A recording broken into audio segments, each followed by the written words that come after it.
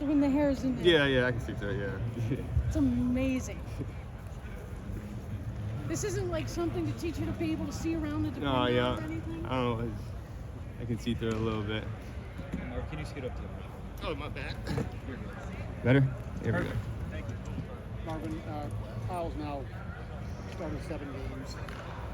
Where do you think he is in terms of his development? And there's been some ups and downs, but I mean, what do you think he is? How confident are you guys in him? And do you sense that maybe he's ready to kind of take off to a different level? Yeah, I mean, I think we're ultra confident. I think we've always been confident since he earned the starting job. So I think, obviously, like you said, there's ups and downs from not just him, but the whole team as well.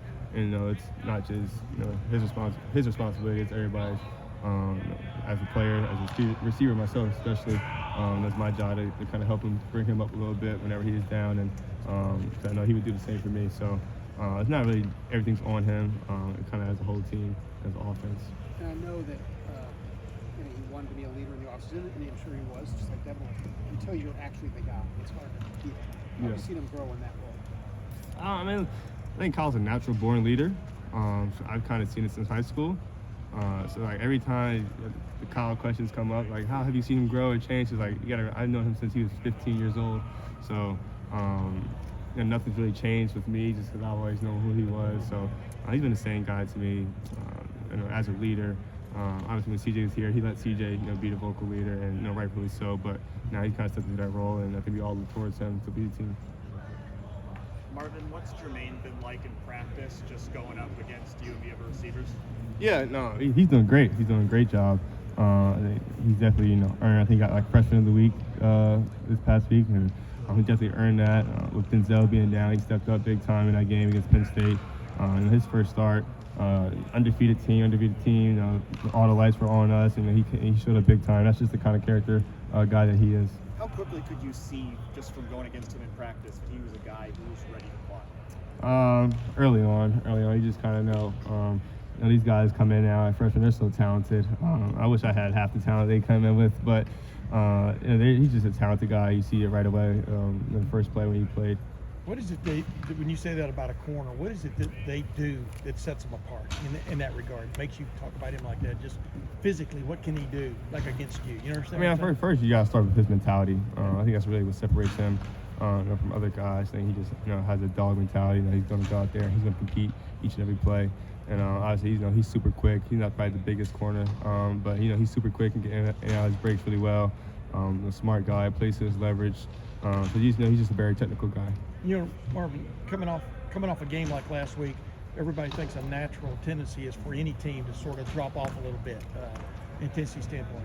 What is your sense after these 3 practices so far this week, where y'all are in that regard, going against a team that's only lost twice itself? Yeah, we just got to keep building.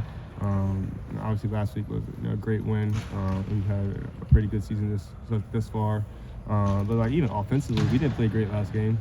So we can't be out here pounding our chest and just being super proud of what we've done, because there's a lot of work that needs to be done, especially on the offensive side of the ball. And the defense is still going to have their mindset of being the best defense in the country, and the offense is trying to get to that point. What are your thoughts on Lincoln? He's developing really well. Obviously, I don't really get to throw too much with him, but he definitely has the arm talent for sure. I think with any kind of quarterback, the college game just moves faster for you. And you got to take that first year to kind of understand everything. And he's learning behind some great quarterbacks, him and Devin. Tristan helps in the room as well, so he's definitely growing. And Marvin, how would you grade your own performance to this point? Definitely can't get myself an A. Never will. Just so you're not perfect. So I'm not perfect. I'm just try to do my job, and to this point, I think I've executed sometimes. Probably could have executed better in other areas. So I'm continuing to grow. I really couldn't give myself a grade at the moment, though. You've played more in the slot the last few weeks with Emeka being out. Is that purely just because you don't have Emeka and then they want to fill that need in the slot, or if you feel like you guys are showing something where you can line up there that creates mismatches? I think it's just creating mismatches. I think when you put me in the slot, it definitely makes the defense have to think a little bit, especially your corners. Do they stay on the outside, or does the best corner come inside and want to guard me in the slot? So I think for a defense, definitely presents a challenge.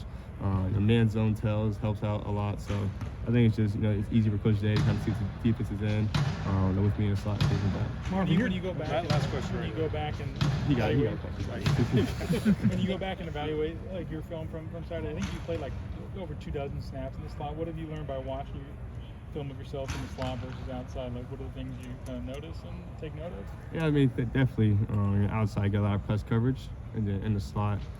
Penn State actually pressed a little bit in the slot, but you don't really see that in the slot too much.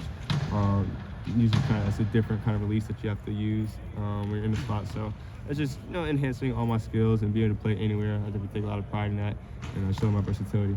Marvin, what would be a dream catch number for you in a game? Have you ever even thought along those lines? No, Have you ever felt like you were overused in any game? You're Oh on no, goal. no, never overused. No, Yeah. never overused. I don't know the dream catch number. First, you got to win the game. Yeah, I knew you were gonna say that. Yeah, got to win the game first and foremost, and then whatever the numbers are at the end of the game, that's what they're going to be. Yeah. As long as we win the game, that's all that matters. Yeah, I grew up in the era of tailbacks, when they would carry the ball 30, 40 times a Yeah. game, and nobody talked about them being overused. Right. I mean, but you feel like you're capable of almost any number if it leads to that. Yeah. I think more so in particular, I worry about the target to catch percentage. You want that to be as high as possible. You can have 8 catches, but you have 20 targets. Something's wrong there. Yeah. So I just more so focus on the targets that I don't complete more so than ones I do. Thanks, man. Marv. Thank you, buddy.